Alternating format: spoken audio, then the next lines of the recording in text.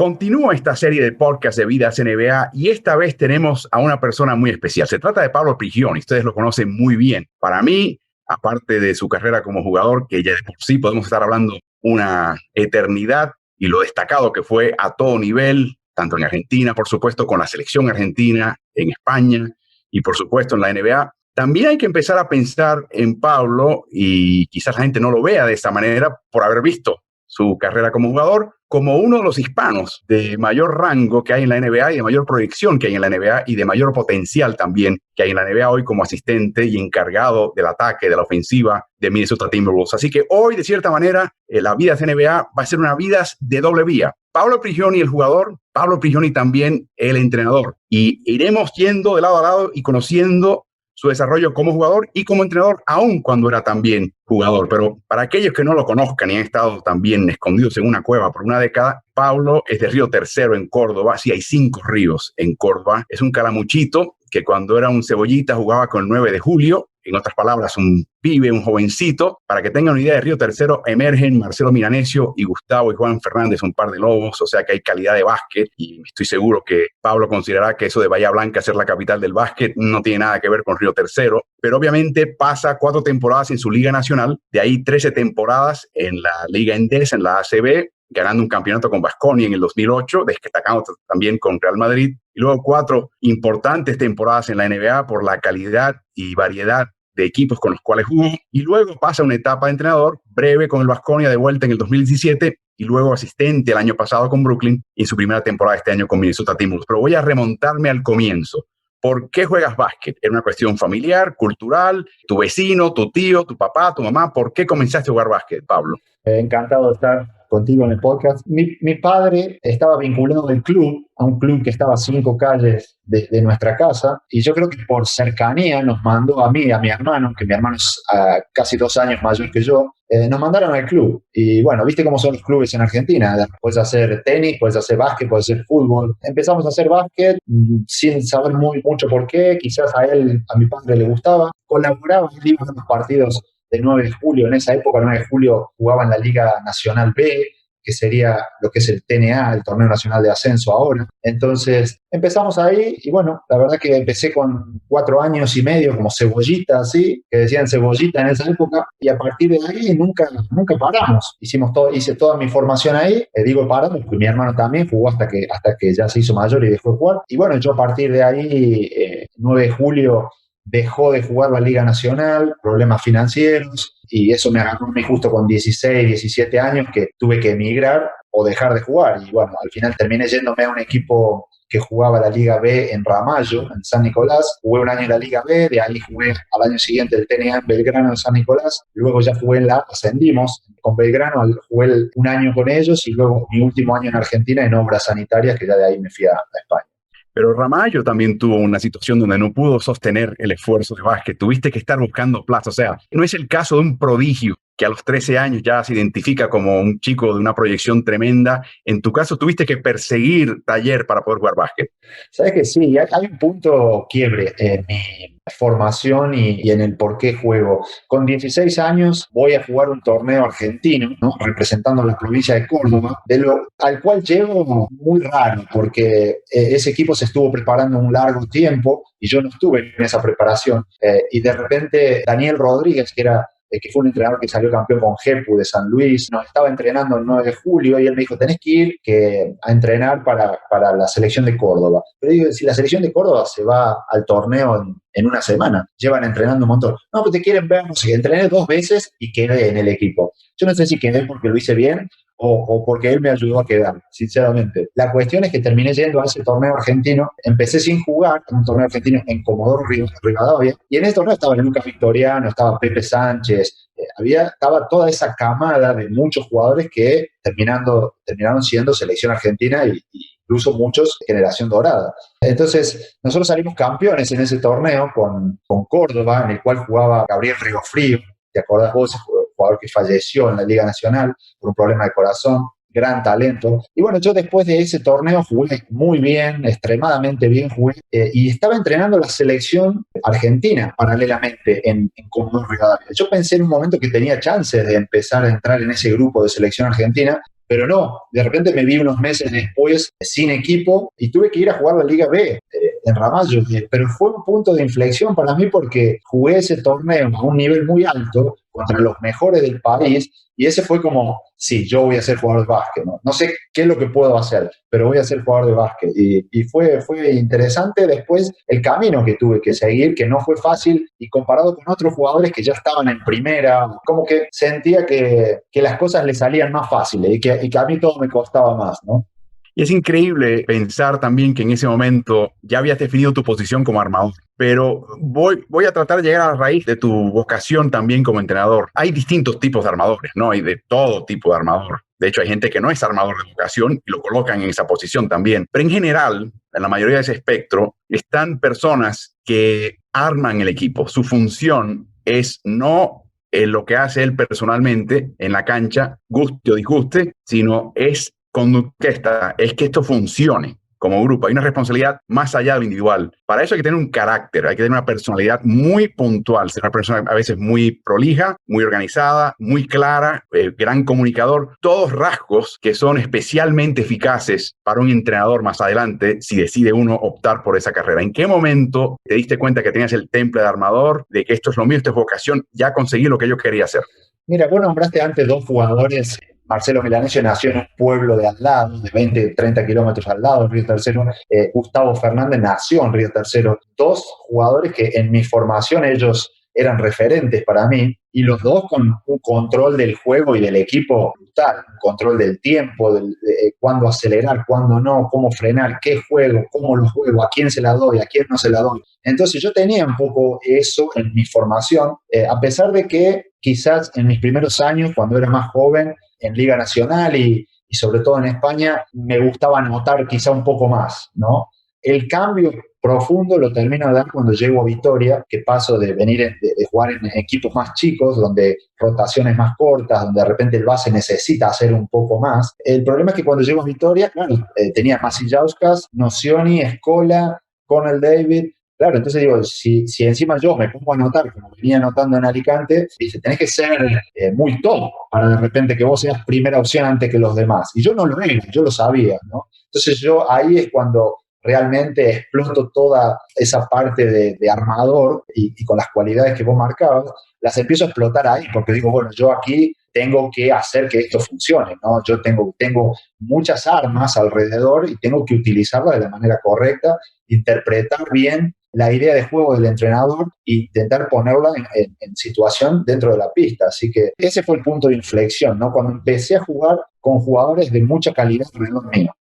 Bueno, hablaremos de Arvidas un poquito más adelante, pero me iba a remontar de nuevo a los 16 años de edad. Si calculo bien, año 93, 94, en esa época, justo en ese momento empezaba a llegar la NBA en el cable de televisión en Argentina. En ese momento eres pibe, eres jovencito. ¿Qué representa para vos la NBA? Ese momento en mi formación era sentarnos, terminar de cenar, sentarnos, incluso cenando ya con la tele, viendo los partidos y escuchándote, porque yo creo que bueno, en esa época ya nos hacía llegar esos partidos. Y curiosidad, mi último año en Obras, en Argentina, jugaba con Lázaro Borrell, jugador cubano, que seguramente vos conocés, vos habrás quizás transmitido cuando él jugó en Seattle algunos partidos, pero ese año jugamos juntos y él vivía en el club, en Obras Sanitarias. Yo vivía cruzando la calle. Entonces, comíamos, cenábamos en el club, terminábamos de cenar, pasábamos por la cocina del restaurante, agarrábamos una botella de Budweiser de cerveza así, él la metía dentro de un bolsito pequeñito, salíamos, nos cruzábamos a mi casa, que yo tenía el cable, nos poníamos ahí a ver NBA, ¿no? Y estabas vos transmitiendo los partidos. Es importante para mí ese tiempo porque él, en esos partidos, él me decía, yo quiero jugar en la NBA, me decía, ¿viste? Y yo pensaba que él podía jugar porque tenía para mí un talento extraordinario. Él estaba ahí todavía pertenecía a Cuba, pero él en esas charlas, en esos partidos, él empezó a pensar que iba a hacer lo que luego pasó, ¿no? Que en un torneo, bueno, luego se marchó, luego tuvo la suerte de jugar en la NBA. Para mí tendría que haber jugado más porque para mí era un jugador extraordinario, pero bueno, tuvo problemas de rodilla. Pero la NBA desde los 16 hasta mi último año en Argentina era el consumo diario, era todas las noches sentarme a ver partidos de NBA. Y por el contrario de muchos compañeros míos de selección argentina, que ellos, vos les preguntáis y ellos soñaban con jugar en la NBA, yo no soñaba. yo disfrutaba de verlo, disfrutaba de escucharte a vos, disfrutaba de ver los jugadores, de ver los partidos, pero yo nunca pensé que quizá mi juego se amoldaría al juego NBA, quizá por la parte física, no me sentía un poco físicamente al nivel NBA. Así que yo, todos mis años de consumir NBA, desde muy chico hasta incluso antes de venir, nunca soñé ni pensaba que iba a venir a la NBA. Es que es curiosísimo. De hecho, cuando se da la opción de venir, me quedé hasta sorprendido. Esto no lo imaginé, no lo soñé, no lo pensé, no lo programé, pero sí que fui un gran consumidor por la pasión y el amor al básquet, ¿no? Y ni siquiera ver a Lázaro ingresar a la NBA a la postre te cambió un poquito la mentalidad del chip de decir, quizás uno pueda ir. O sea, ¿en qué momento te llega la noción de que esto no está fuera de mi alcance? Esto puede que sea difícil, pero esto no es algo imposible para mí. ¿Fue cuando jugaste a nivel de selección y te enfrentaste a NBAs? También es cierto que cuando jugás contra un Dream Team, estás jugando contra los 12 muy top, muy mejores. No quiere decir que los cientos de jugadores que están en la liga sean como esos 12 a los que vos te enfrentás con la selección argentina, ¿no? No es lo mismo un Jason Kidd que un backup point guard en la NBA. Entonces, la verdad que no me di cuenta hasta que empecé a jugar aquí, porque incluso cuando estaba terminando la serie de playoffs con Baskonia, que me llama Luis por teléfono, volvemos en el autobús sentado con Chapu, yo, de Madrid, y me llama Luis y me dice la gente que la gente de los Knicks quiere invitarte a que pases unos días después que acabe la temporada. Y yo lo miro, estaba Chapu ahí, me decía Chapu, sí, decirle que sí. Entonces yo me tomó de muchísima sorpresa, y sobre todo por la edad, porque también 35 años, entonces decía, esto es una broma, pensaba, ¿viste? Y ahí menos pensaba de con 35 años ir a jugar contra chicos de 20, 22, 20, digo, ni siquiera lo imaginaba. Entonces, realmente, incluso cuando acepté la opción de venir a Nueva York y firmé con los Knicks, tenía muchísimas dudas de si iba a ser capaz de poder contener a un jugador con la habilidad física y técnica que tiene un point guard, un backup point guard.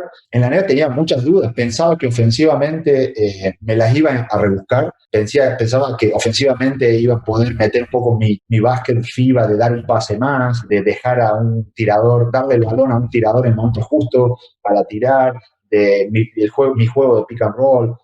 Tenía mucha confianza en ataque, pero en defensa tenía muchas dudas y bueno, me las fui despejando a medida que fue pasando ese primer año.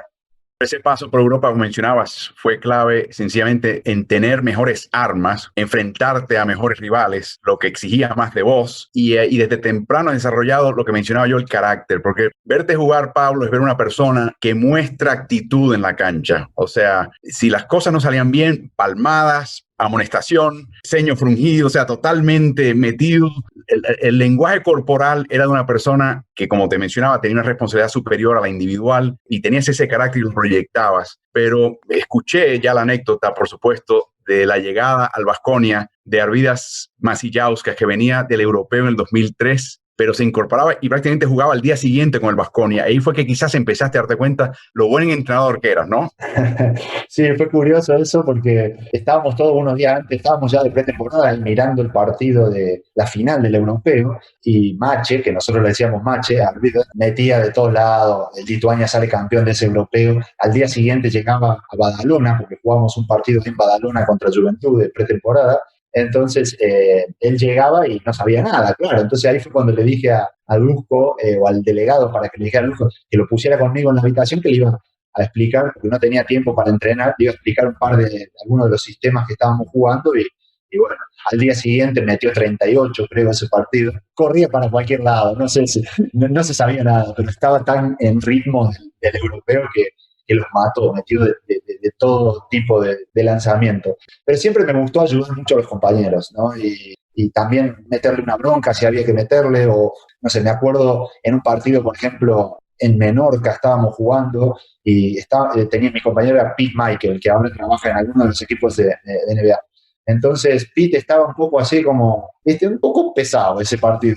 No estaba como era él. Y me acuerdo que de medio que le grité y lo encaré como para que reaccionara y me miró con una cara de te voy a matar. Entonces, justo cuando hice eso, que yo lo hice consciente, lo hice como para que se despertara, pero cuando le vi la reacción dije, este me mata. Y después en un tiempo muerto, en el banquillo, dije, bueno, antes de que me venga a matar tengo que liderar la acción y me le acerqué y le expliqué que lo hice para que él reaccione porque le necesitábamos. Bueno, este tipo de cosas también me gustaba hacer porque, no sé, me gustaba que los compañeros disfruten de jugar conmigo, ¿no? Que disfruten de que saben que yo los empujo, pero que también los aliento, que me preocupo por ellos. Si de repente uno no tocaba el balón rápido, le decía, bueno, la próxima juego para vos, cosas así, ¿no? Esto siempre lo tuve y creo que es importante que haya siempre un par de jugadores dentro de un equipo que tengan esto, ¿no? Porque eso hace equipo, ¿no? Sí, que Arvida se pasa una noche repasando los esquemas con vos y al día siguiente mete 32, tremendo entrenador que tuvo por una noche el lituano. Pero volviendo a España brevemente, en ese momento hablo siempre de tus 2 días, la vida de jugador, la vida de entrenador. Una cosa es pensar que vas a llegar a NBA o no. Tuviste un tremendísimo preolímpico en Las Vegas en el 2007 contra un equipo armado y blindado de Estados Unidos con todas sus estrellas de NBA, un desempeño en Beijing que te valió el bronce, un desempeño después en Mar del Plata que recuerdo que si Barea mete esa bola a última hora estamos hablando de otra cosa, pero estás hablando de un oro para Argentina, súper merecido, y vos como una voz importante. Y luego, por supuesto, 2012, que justo quedaron cortos de conseguir el podio. Un equipo que también tenía lesiones en ese momento, pero logró muchísimo, pienso, en Londres. O sea, tenías esas efemérides ya, pero como jugador. Y ya en ese momento me mencionas bien el interés de Glenn Grunwald, en ese momento gerente general de Nueva York, pero vamos a ver la vida del entrenador. ¿Estás pensando como entrenador? ¿Estás tomando nota, haciendo apuntes de esta jugada me gusta, esta jugada de saque con poco tiempo bajo el aro? O sencillamente apuntes mentales. ¿Estás pensando en algún momento lo que está haciendo este director técnico me gusta y lo voy a hacer también? Mira, empecé a tomar notas mucho antes de dejar de jugar. Cuando llegué a la NBA, mis años con Mike Woodson, ahí empecé a tomar algunas notas. Había cosas de Mike que me gustaban mucho. Mike había absorbido parte de la ofensiva de Mike D'Antoni. Entonces él continuó. O sea, había muchas cosas que jugué y me gustaban, pero también su manejo de grupo. Mike se preocupa muchísimo por los jugadores. Me acuerdo de estar en una charla estando en Nueva York que vino Bobby Knight y habló de Mike, de lo que él era como jugador. Destacó que Mike Woodson como jugador se preocupaba mucho por sus compañeros, lo dijo enfrente de él. Entonces, hay muchas cosas de él que me gustaron cómo llevaba ese grupo y cosas que hacía, reglas defensivas también. Entonces, a partir de ahí me empecé a notar mucho. Y después tuve la suerte de tener grandes entrenadores también, ¿no? Mi año en Clippers con Doc, igual, ¿no? Entrenador que podés absorber y sacar mucho. Tuve una sola pretemporada con Mike D'Antoni antes que saliera de Houston.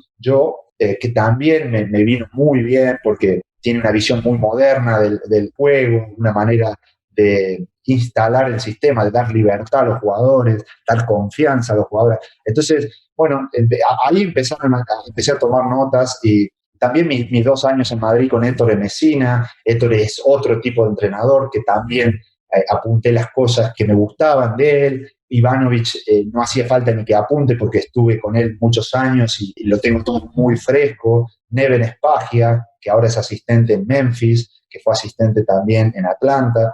Bueno, toda mi última etapa como jugador fui tomando apuntes y notas de diferentes tipos, ¿no? Ya sea desde una jugada para ganar un partido, cómo afrontó o cómo manejó una situación en el vestuario algún entrenador. Bueno, de todo tipo, ¿no? Cómo se manejaba con sus asistentes, cómo se manejaba con la prensa, cómo se manejaba con el front office, todo ese tipo de cosas que quizá algún día me sirvan en el futuro, que la verdad que no lo pienso a corto plazo, pero estoy inmerso en lo que es la formación ahora y sé que tengo mucho por recorrer.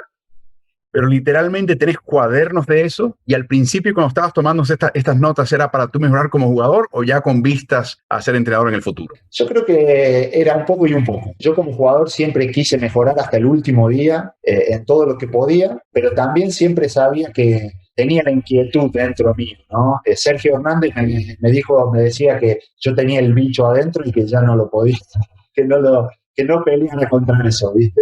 Así que bueno, al mismo tiempo, lo que yo tenía dentro mío la dejo de jugar y no me pongo a entrenar como una obligación o como que es lo lógico. De repente muchos jugadores se dejan y se ponen, lo hago y en el momento que identifique que no me gusta, que no soy capaz de hacerlo a un nivel bueno, a un nivel alto, que no disfruto, lo dejo y hago otra cosa, ¿no? No es algo que, gracias a Dios, financieramente no es que necesitaba ponerme a trabajar, entonces no quiero hacer algo por hacer, quiero hacerlo si realmente sé que lo puedo hacer bien, ¿no? Si no, prefiero no hacerlo.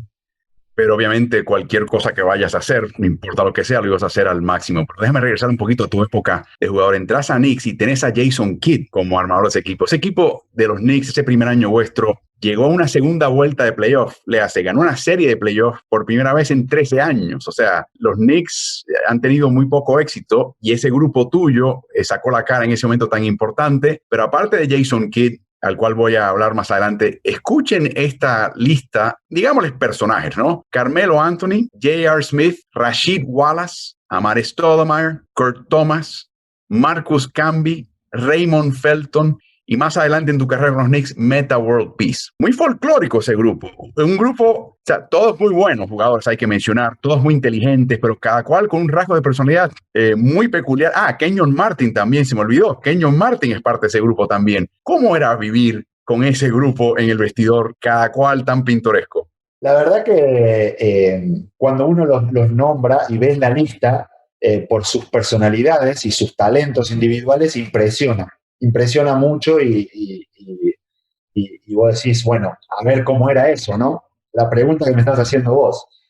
Pero estando dentro del vestuario, eran un compañero más. Eran excelentes compañeros para mí, todos tratándome con un respeto y queriéndome ayudar siempre. La verdad que no tuvimos mayores sobresaltos ni dificultades ese año en cuanto a temas de conducta, porque son todos jugadores con mucha personalidad, ¿no? Entonces, también eso quizás va referido a lo que te hablaba antes de Mike Woodson, de su habilidad para preocuparse por cada uno y por el grupo y mantenernos juntos. Fue un año muy lindo, de muchas victorias, de un juego bonito, un juego muy dinámico. Así que la verdad que lo disfruté muchísimo y para mí estaba soñando, ¿viste?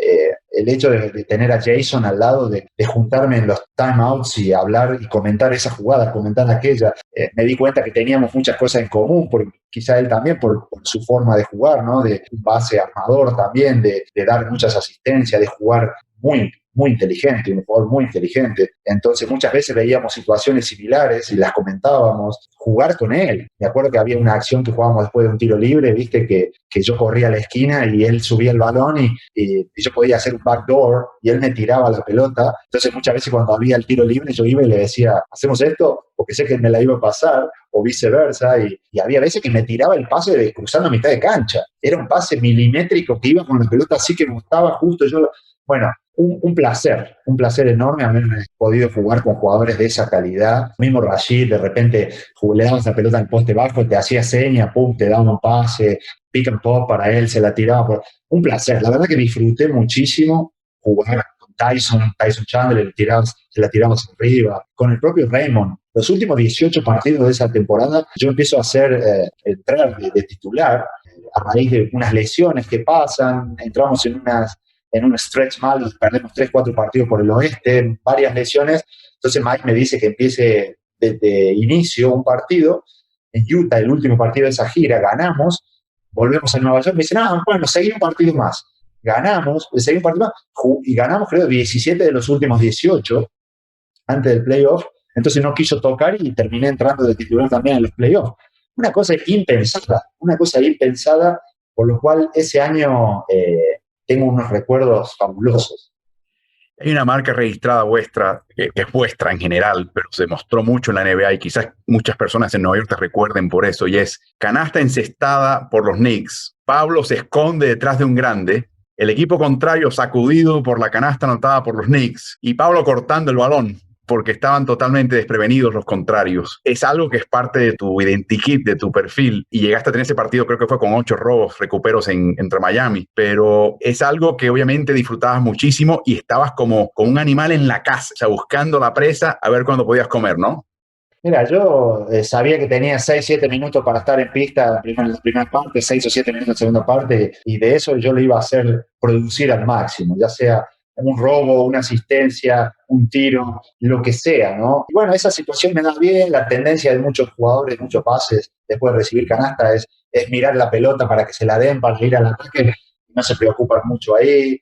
A mí siempre los robos se me dieron bien. En España creo que fui el máximo robador de la liga 3 o 4 veces. Ese partido que decís contra Miami de 8 robos en 14 minutos es muy curioso y gracioso porque al día siguiente me entero de que Doc tenía el récord con Clippers de 8 recuperos, pero creo que lo había hecho en 20, 22 minutos. Y yo llevaba 8 en 14 y él me quitó y me sentó. Entonces le digo, lo hiciste a propósito, no querías que te rompa el récord. Y él no lo había hecho con 38 años, lo había hecho mucho más joven. Pero fue gracioso eso. Y después otra anécdota que tengo con esa acción de los robos es que ya siendo asistente el año pasado con Brooklyn, vamos a jugar a los Knicks y cuando estoy llegando al Madison, me encuentro con una persona que trabaja ahí siempre en MSG TV, en la televisión.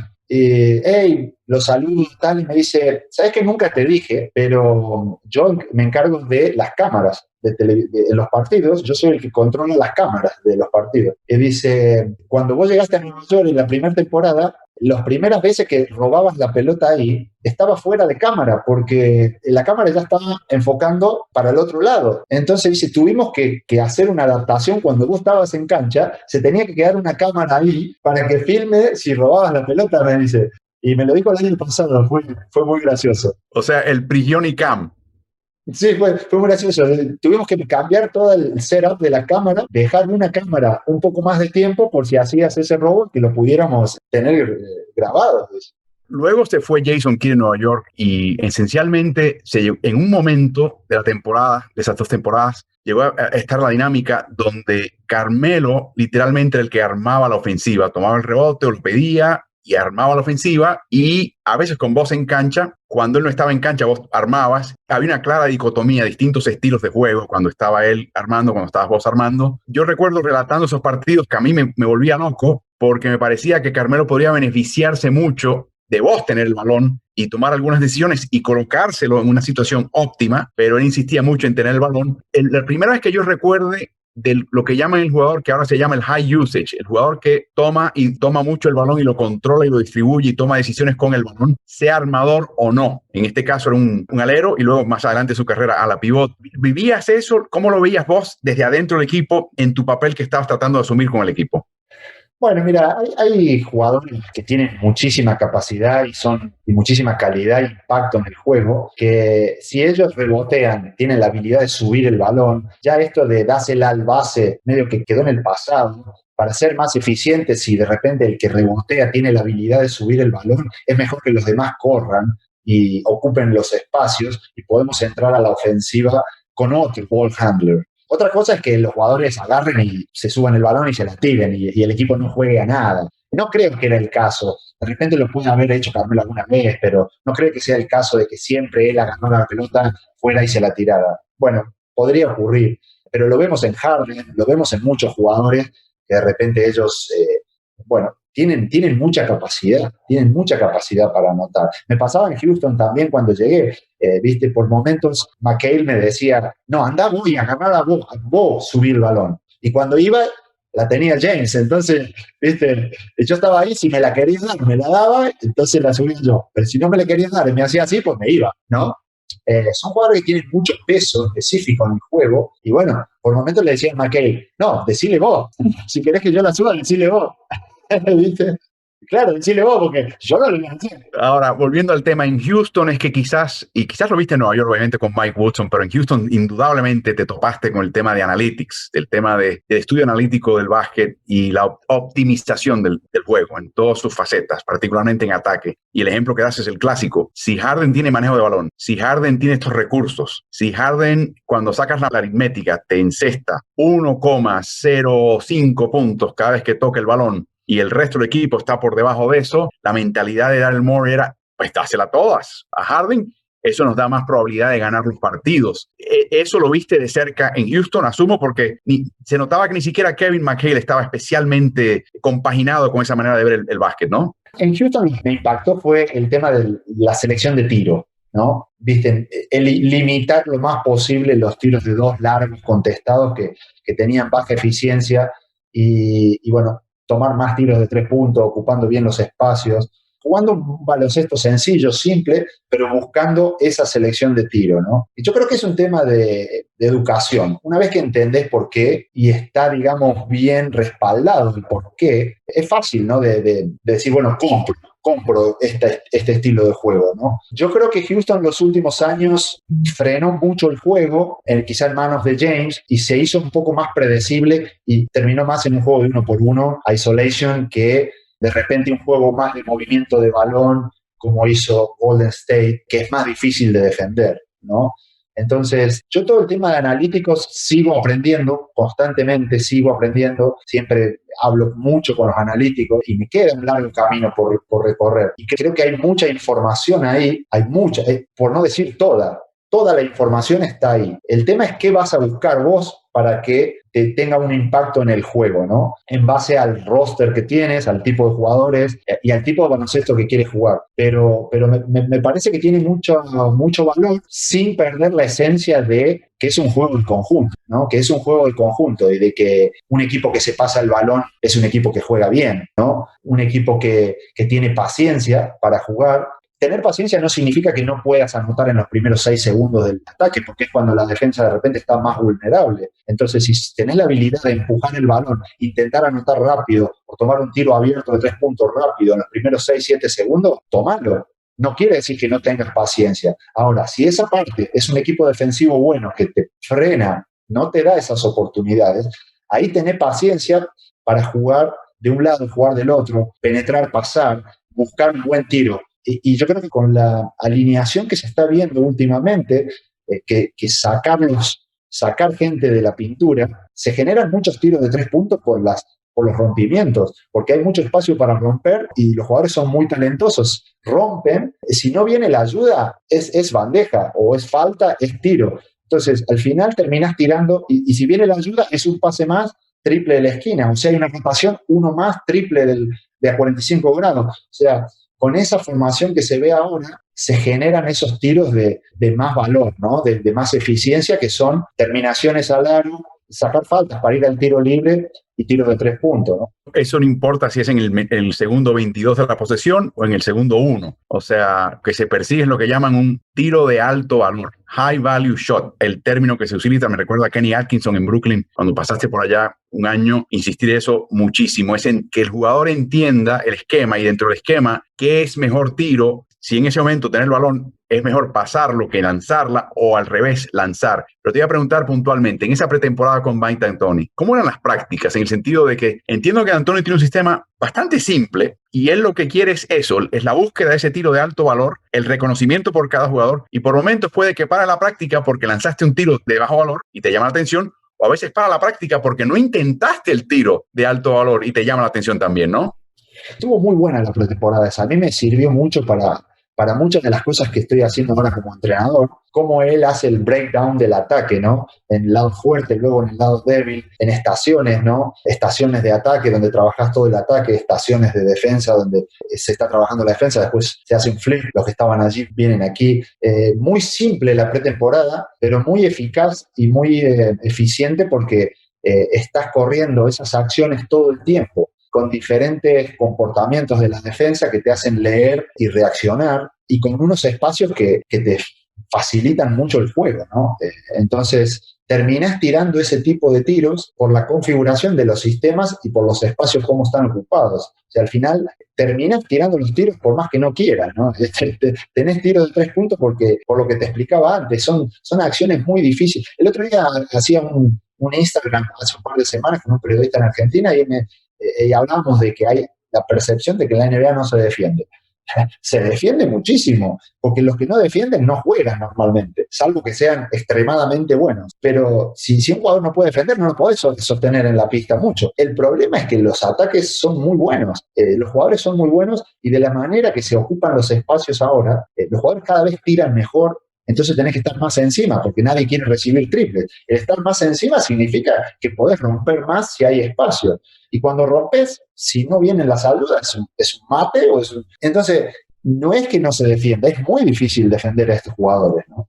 Ha habido cambios de regla que favorecen el ataque sin duda, pero también ha habido un desarrollo de destrezas ofensivas de tiro en particular y de pase, pero particularmente de tiro, que de repente estás abriendo la cancha de una manera espeluznante. O sea, es lo que mencionas, cualquier error es una lectura breve de mi cuerpo contra el tuyo, tu balance contra el mío y el espacio que tengo frente a mí, y la lectura es instantánea y la acción es instantánea. Pero volviendo a tu época de jugador y entrenador en formación, volviendo a Clippers. En Clippers te topas con Doc Rivers, que en su época fue armador, Atlanta, Knicks, otros equipos también. Pero también te topas con Chris Paul. Y yo siempre digo Chris Paul, sin yo conocerlo personalmente y sin ser psiquiatra, psicólogo, a veces parece que bordea, que tiene el trastorno de compulsivo obsesivo, en el sentido de que él tiene un conocimiento tan fino de lo que está pasando que él trata de compensar y hacer su trabajo y a veces el de otro. Sé que te llevas muy bien con él personalmente, que todavía se comunican por teléfono años después de haber dejado de ser compañeros de equipo. Esa es otra característica de Chris. Tiene una red de amistades increíble. No sé cómo saca el tiempo para hacerlo, pero ¿qué aprendiste particularmente de Chris como armador y también como líder para un equipo cuando en algún momento fueses entrenador?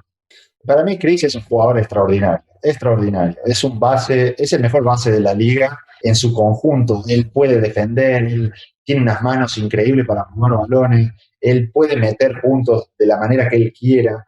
Hizo una transformación llegando a Houston, tirando más tiros de 3 puntos que de 2, que era lo que él se sentía de repente más cómodo, y lo hizo extremadamente bien. Tiene la habilidad de pasar, de involucrar a sus compañeros. Ese año era increíble cómo empezaba el partido y él se centraba en JJ Redick los primeros minutos, al mismo tiempo intentaba darle a Blake, aunque Blake ese año jugó muy poco por muchas lesiones. También se ocupaba de Andre Jordan, de involucrarlo en los lobs, anotaba cuando tenía que anotar. La verdad que fue un gran placer jugar con él y encima él tuvo un gesto conmigo extraordinario. Yo cuando firmo en Clippers, justo unos meses antes, nosotros le habíamos eliminado a ellos con Houston, el partido 7, partido que yo tengo un impacto muy, muy, muy bueno en el juego 7, robándole a él un par de balones. Bueno, ellos se desinflaron y nosotros avanzamos a la final de conferencia. Y unos meses después, cuando ni bien yo firmo, yo llego a Los Ángeles y a los 2 días me llama por teléfono para que fuera a ir a entrenar con él. Y eso fue un gesto para mí extraordinario y a partir de ahí empezamos a entrenar juntos y ese año hablábamos mucho. La verdad que disfruté cada día y cada entrenamiento y partido que estuve con él, así que... Y hoy por hoy está con Oklahoma City, es el mejor armador en la liga en cuanto le llaman el clutch, el momento definitorio, partido cerrado, 5 puntos o menos, últimos 5 minutos del último cuarto, cualquier momento en la prórroga, la diferencia sea de 5 puntos o menos. No hablando de Chris ahora en general, Pablo, ¿qué hace que un jugador armador en la NBA, en cualquier liga, se destaque en esos momentos? ¿Qué características tiene que tener para que en el momento más difícil saque lo mejor de sí? Conocimiento del juego, sin duda, mucho carácter y personalidad, y que sea un gran competidor, ¿no? Competidor, me parecen son las cosas más determinantes, ¿no? Esas 3 cosas. Son pocos los jugadores que tienen una performance muy buena en esas situaciones, ¿no? Son jugadores que se sienten cómodos en una situación incómoda. Entonces, no hay muchos como Chris y bueno, él en esos momentos, él tiene mucha confianza, él ve el juego, ve lo que está ocurriendo un segundo antes, tiene esa pronta de si tiene que anotar un tiro importante lo va a hacer, no le va a temblar la mano en absoluto, como si tiene que dar un pase más o él va a hacer lo que sea necesario, un robo, una falta, él va a hacer lo que sea necesario para eso, pero me parece que esos son los 3 condimentos más importantes que los jugadores tienen que tener en esos momentos. ¿Y tiene la tendencia en esos momentos a dominar más el balón o sencillamente no? Toma las decisiones que son las correctas en cada momento. Yo creo que sigue siendo un juego de que tenés que observar lo que la defensa te da y ser capaz de aprovecharlo, ¿no? Nunca sabes dónde va a estar la ventaja hasta que aparece y una vez que generas esa ventaja, luego la puede terminar el mismo jugador. Hay veces que tiene que dar un pase más y la termina otro, pero el que hace la lectura correcta es el que se lleva la ventaja. Bueno, ahí va terminando tu carrera como jugador de la NBA, regresas a Baskonia, juegas un tiempo, te retirás, entras al ruedo como entrenador, no duró mucho, Recuerdo escucharte hablar en una entrevista años después en que mencionabas que le habías mencionado a los directivos de Baskonia de que esto no va a ser fácil porque estoy entrando en esta lead, pero ya tu mente estaba definida de que ibas a hacer esto, de convertirte en entrenador, que el bichito, como decía Sergio, seleccionador argentino, Sergio Hernández, ya estaba enraizado, que esto era lo tuyo. Y de hecho, el paso por Baskonia, aunque no fue lo que querías, no te desanimó de ninguna manera. De ahí pasas a Brooklyn. ¿Cómo llegas a Brooklyn? Sí, lo de Baskonia fue un inicio y sentirme que no estaba preparado y no quería hacerle pagar al equipo quizá mi inexperiencia y mi falta de formación. Por eso en el momento que me di cuenta que fue muy pronto, recién empezada la temporada, preferí salirme y empezarlo de otra manera el camino, ¿no? Y nada, después de ese tiempo, Brooklyn me invitó a pasar una semana con ellos, creo que fue en febrero de ese año, así que estuve visitándoles, estuve viéndoles entrenar, estuve viéndoles 3 o 4 partidos, y bueno, justo cuando acabó esa temporada, me pasaron la oferta para que me sumara al staff, más como player development, en un entrenador como para aprender ese primer año, ¿no? Aprender cómo trabajaban ellos y al mismo tiempo valoraban y respetaban mi opinión como exjugador, ¿no?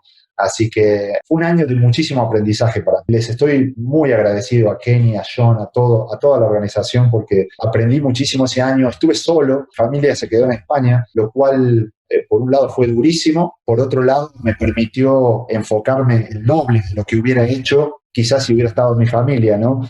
Me enfoqué el doble en lo que era el trabajo, en aprender, me encanta cómo tenían armado todo en Brooklyn, cómo el front office hasta el utilero, su filosofía, la manera de trabajar de Kenny, lo impulsivo que es Kenny, su visión del baloncesto, de cómo entrenar, de cómo comunicar. La verdad que me sirvió un montón y bueno, yo creo que me preparó en tiempo récord para de repente tener una posición con más responsabilidades aquí en Minnesota, ¿no?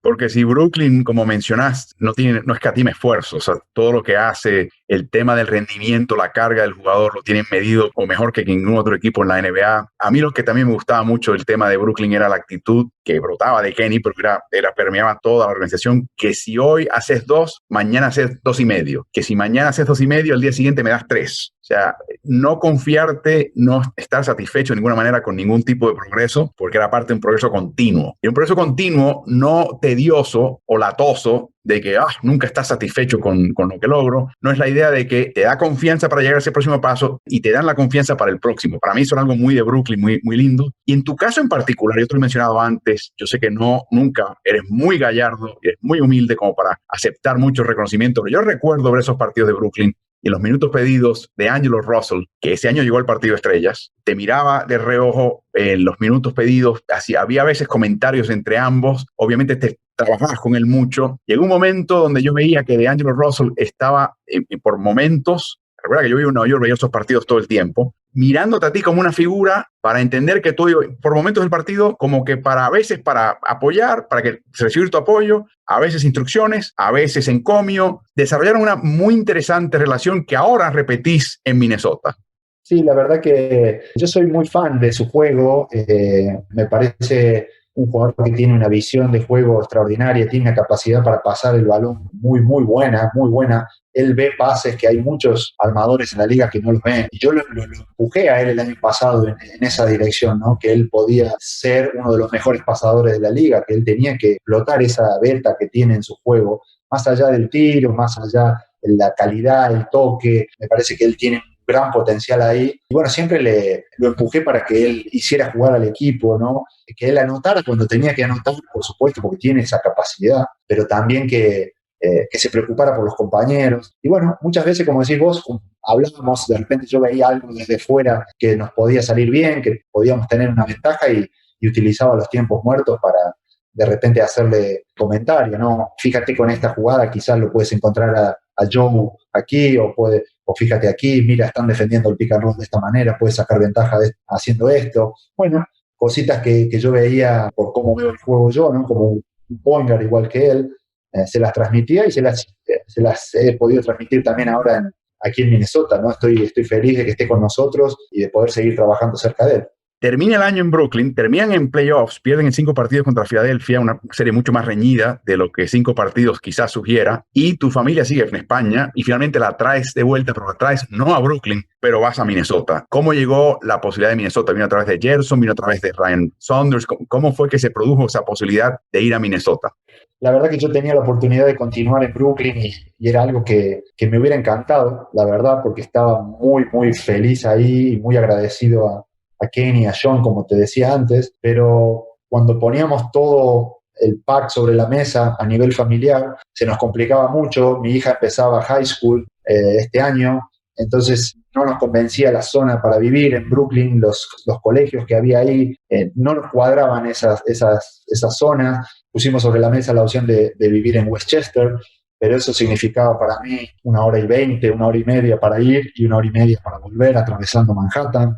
Era algo que me asustaba mucho en este ritmo de locura que tiene la NBA. Me asustaba mucho el agotarme mucho física y mentalmente y no poder hacer el trabajo bien. Entonces estaba con muchísimas dudas de aceptar el continuar y de repente, a mediados del verano, bueno, Gerson ficha aquí como GM y se contacta conmigo, me propone la opción, lo hablo con la familia. Empezamos a mirar lugares aquí en colegios, zonas, para ver si... Porque para mí la prioridad era mi familia, ¿no? Era un momento muy importante sobre todo para mi hija, empezando high school. Y hablé con Cole Aldrich, que fue compañero mío en Clippers y en los Knicks. Cole vive aquí muy cerquita de donde vivimos y nos recomendó esta zona, el high school, los colegios. Y bueno, empezamos a mirar, nos cuadró. La familia más que me dio el ok, que quizá era más cómodo para todos estar aquí, y le di mucha prioridad a eso, ¿no? Más allá de la posición, no estaba persiguiendo el mejorar mi posición, estaba muy bien conseguir en la posición que estaba en Brooklyn, incluso Brooklyn también me había propuesto mejorar esa posición, o sea que fue un tema más familiar en el hecho de decir, bueno, quiero estar con mi familia, quiero que ellos estén bien, estén cómodos, y si puedo trabajar en esta profesión, eso es lo que necesito. Y se nos dio todo, nos cerró mucho la opción de Minnesota y por eso terminé moviéndome aquí.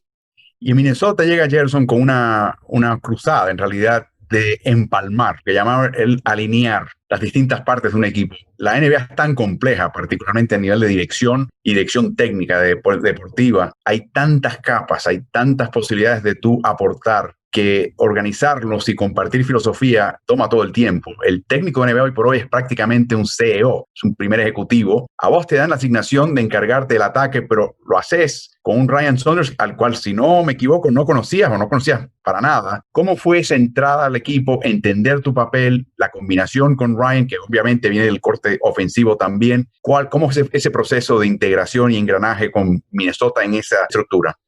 Sí, la verdad que las primeras conversaciones que tuve con Ryan, los dos nos dimos cuenta que estábamos muy alineados en la manera que vemos la ofensiva, ¿no? La ofensiva moderna. Entonces fue muy fácil ponerme a trabajar con él. Él obviamente es el que lleva el ataque, y yo soy su principal asistente de coordinador de ataque, pero estamos tan alineados en la manera que vemos y sentimos que el equipo cómo debe jugar, que se nos hace muy fácil. Para mí, la verdad que se me ha hecho muy, muy fácil trabajar con él. Así que, bueno, eh, Gerson tiene un poco también esa mentalidad, ¿no? De ver el juego viniendo de Houston, como hablábamos antes, ¿no? El estilo de juego moderno. Y bueno, la verdad que ha sido un año de instalar, como decís vos, de instalar todo el sistema de ataque, de instalar nuestra defensa, de reconstruir el roster, de crear una cultura de trabajo, de cómo queremos trabajar, cómo queremos tratar a los jugadores.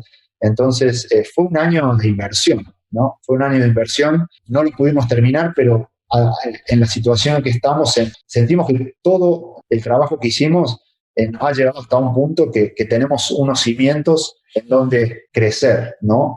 Así que esto nos pone triste que haya pasado todo esto y sobre todo que de repente veamos que la temporada que viene puede empezar más tarde porque nos frena un poco el crecimiento que estábamos buscando. Pero por otro lado tenemos una oportunidad de mejorar mucho a nuestros jóvenes en este tiempo y de prepararnos y estar en un punto muy bueno de cara al comienzo de la próxima temporada, ¿no? De hecho, aquellos que siguen las redes sociales de Minnesota verán las fotos de los jugadores de Minnesota practicando a diario, hoy, fines de junio. ya supuestamente fuera, eliminados de la temporada regular de la NBA. Un par de apuntes, mencionabas los cambios que hizo Gerson, una serie de traspasos importantes. Minnesota, de los equipos más activos, no solamente trajeron a DeAngelo Russell, que es amigo carnal de Karl Anthony Towns, y hacen una dupla de pick and roll que es de las más capaces en ambos costados que hay en la NBA, pero han traído también un par de jugadores que terminan siendo factores para muchos inesperados en el momento del traspaso, pero sí, no solamente se meten en rotación, en ciertos casos se meten como titulares. Uno es Malik Beasley y otro es Juancho Hernán Gómez. Háblame particularmente del aporte, lo que traen ambos a Minnesota. Malik, para comenzar, y luego Juancho.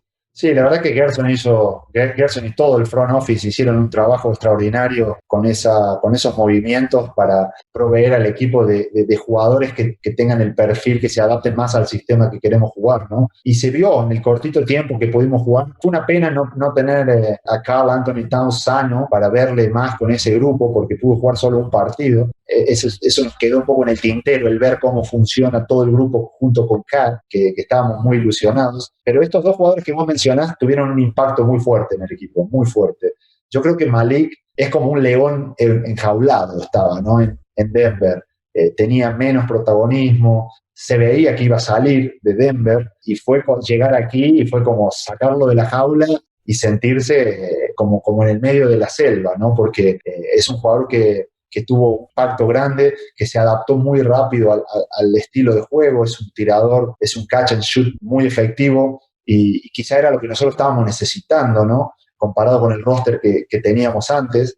Juancho, creo que es su habilidad para tirar de 3 puntos, para jugar sin balón, un jugador inteligente, ¿no? Que entiende rápido. También teníamos un vacío ahí en esa posición, y bueno, él la llenó, él aprovechó muy bien sus minutos también. Me parece que James Johnson, me parece que también ayudó mucho en esa transición, ayudó a Juancho, asumió su rol de veterano, ayudó a Malik en su juego, poniendo buenos bloqueos, muchas acciones de 10.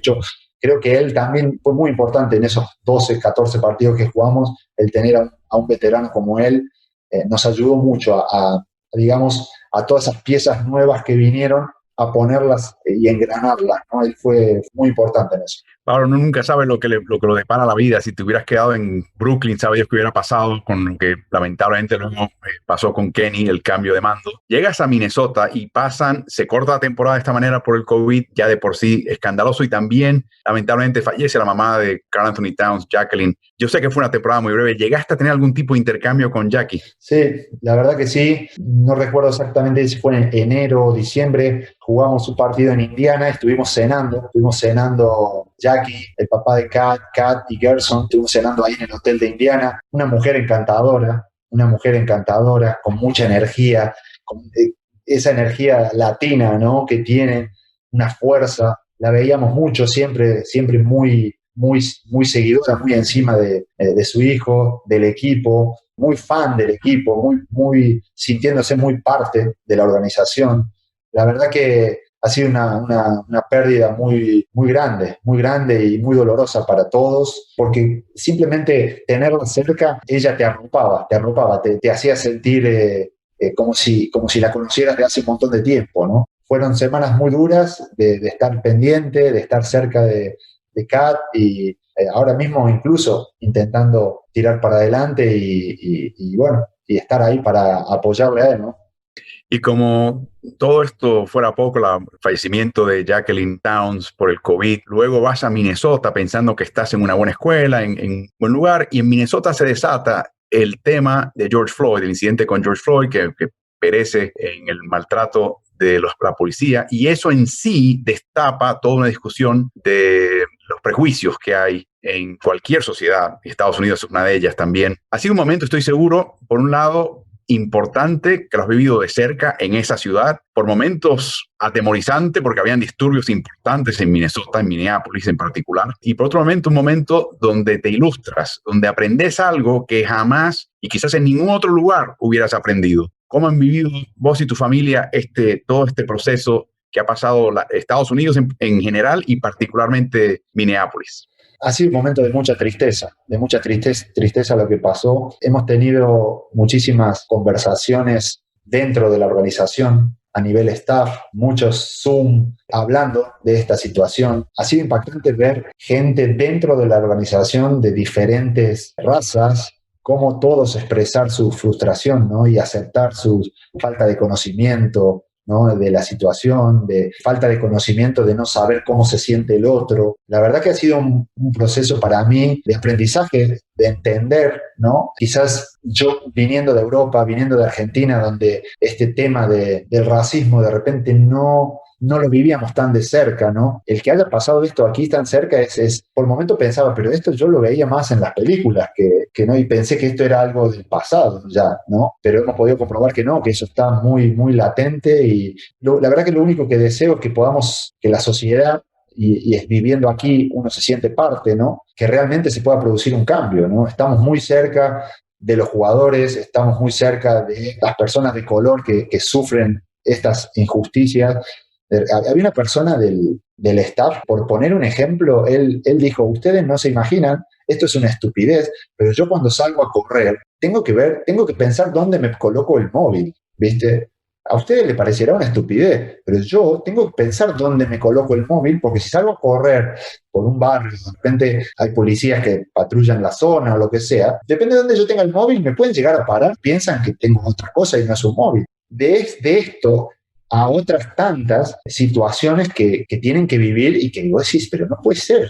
Primero decís no puede ser y segundo decís, ¿cómo puedo ser tan estúpido de no saber que les pasa eso? ¿Viste? Entonces, llevan siendo semanas de aprendizaje, de reflexión. Obviamente yo en mi persona de repente hay veces que me siento que no soy aquí, que como que hay veces que digo, el problema no es mío, ¿no? El problema es pero no, vivo aquí y al final el problema es mío también, ¿no? Porque hay mucha gente que no sabe, que me ven que soy blanco, aunque no soy muy blanco, soy medio negro, pero viste, no, es un problema de todos los que vivimos aquí. Y ha sido una oportunidad de tú hablar con la persona que siempre saludabas por la mañana cordialmente y ella te saludaba a ti cordialmente y de repente esa persona te empieza a hacer cuentos de lo que te pone en sus zapatos. ¿En qué consiste ser yo en estas condiciones? Y no lo puedes creer. Y la sensación que te da, aparte de lo que mencionas de tristeza, es esa sensación de qué cansados tienen que estar, qué exhaustos tienen que estar de estar pensando y considerando situaciones y evaluando y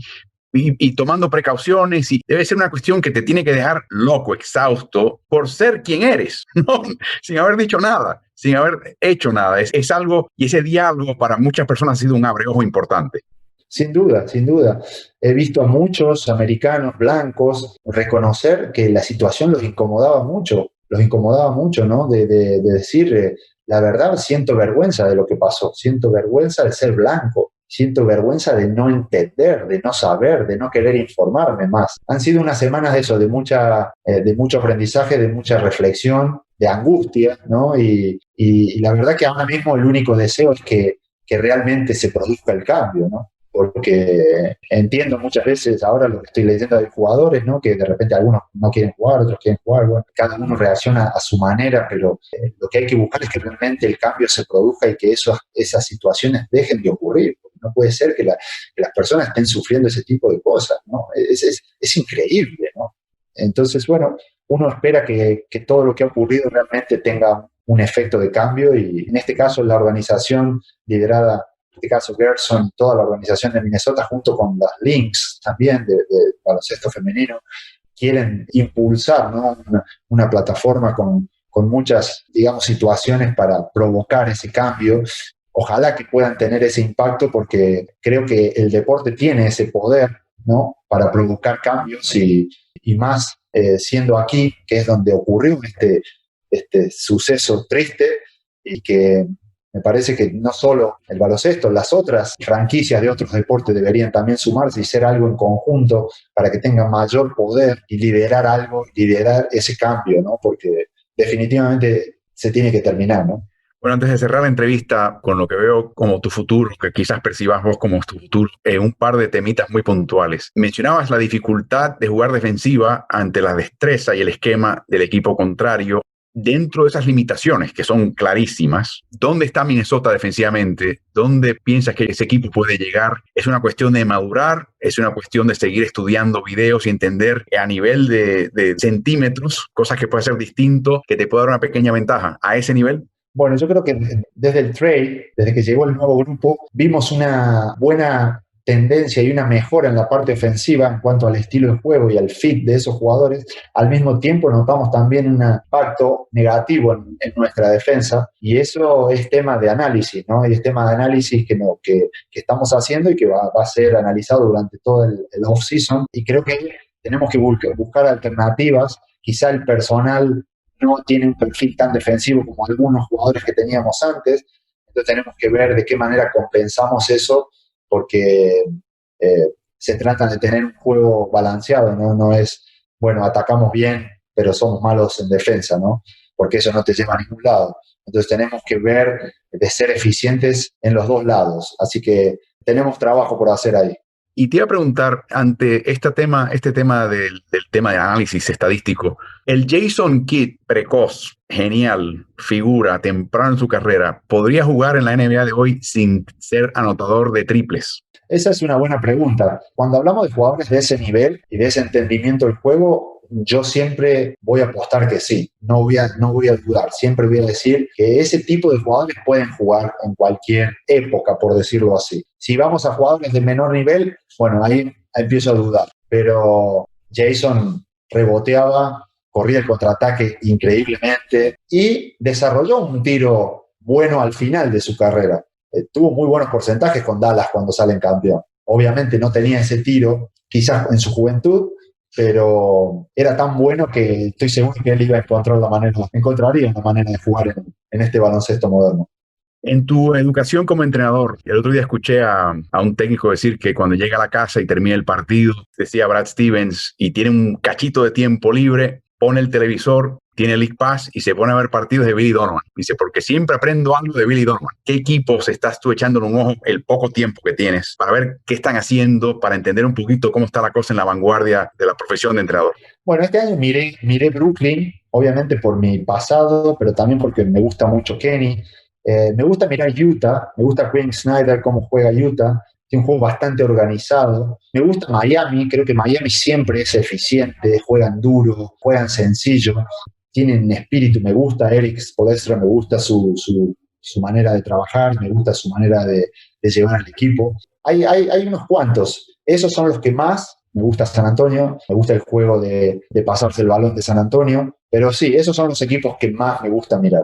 Y por último, y te hemos tomado más tiempo de la cuenta y te lo agradecemos muchísimo, Pablo, es el tema de tu futuro. En Baskonia ya reconocías de entrada de que quizás no estabas en el momento preciso en cuanto a conocimiento y experiencia para poder proyectar un equipo de ese calibre, equipo que amas profundamente. Llevas 2 años en la NBA, que es muy temprano quizás para pensar en aspirar a más, y obviamente ni siquiera has logrado lo que querías hacer cuando llegaste hace un año a Minnesota. Estás todavía en el proceso de tratar de implantar una agenda y una manera de ver el mundo. Y estás en todo momento empapándote de lo que mencionaba, las tendencias de cómo entrenar, cómo descansar, cómo preparar, todo ese tipo de conocimiento. Pero ¿qué ves en tu futuro? ¿Te ves como una especie de primer asistente, un entrenador asistente veterano que pueda verdaderamente ser como era Ettore para Popovich en una época en San Antonio, ser ese tipo de entrenador de confianza, que tenga la última palabra antes de que el entrenador tome la decisión? ¿Aspirarías a llegar a la cumbre de tu profesión en la NBA? ¿Qué ves en tu futuro?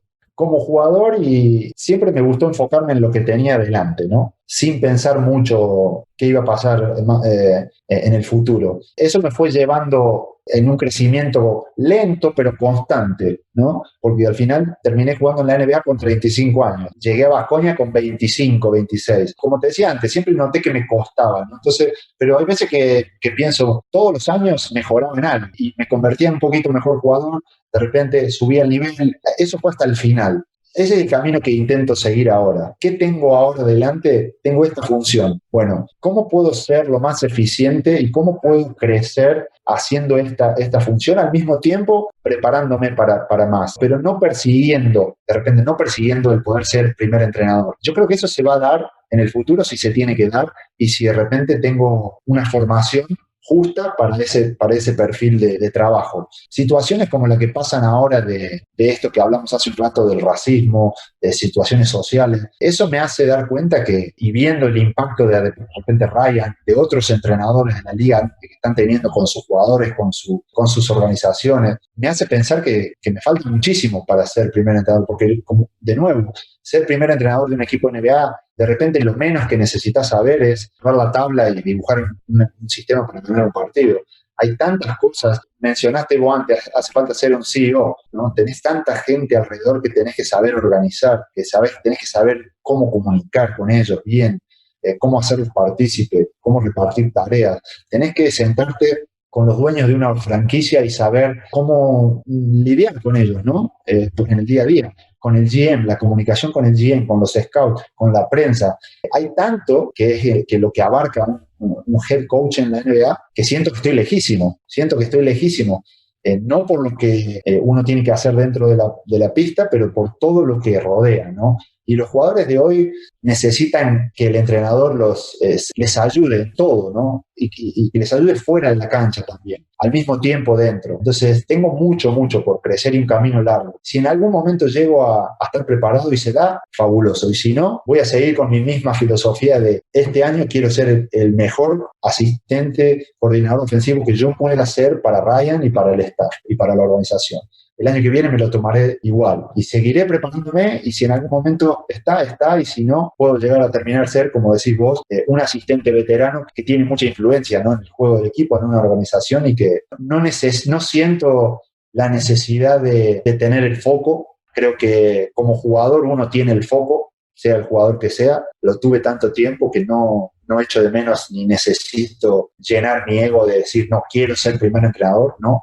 Disfruto mucho el ser parte de un staff, de un grupo de personas que busca algo. Lo extrañé mucho el tiempito de que estuve sin hacer nada. Lo que más extrañé fue el ser parte de una organización, ¿no? Ya sea, en ese caso, como jugador. Me encanta ser parte de un grupo, me encanta ser parte de algo que nos preparamos para ser mejores, ¿no? Así que con esa filosofía afronto mi futuro, ¿no?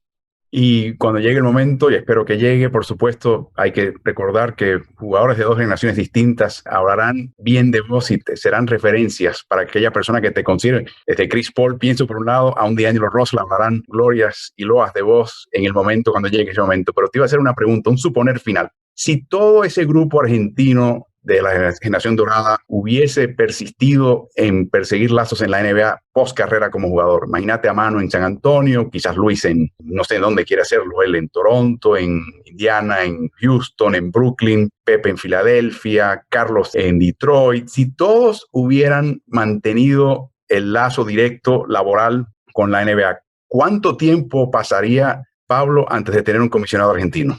No sé, la verdad que no sé, esa es una pregunta complicada. Yo creo que todos esos chicos que vos nombrás son, más allá de que hayan sido excelentes jugadores, extraordinarios, son muy capaces también para hacer lo que ellos quieran ser. Así que yo creo que si alguno hubiera tirado por ese lado, no dudaría que tendría sus chances en algún momento, porque son muy capaces y el jugador argentino, el argentino por sí capaz, con ganas, es capaz de llegar a lugares inimaginables.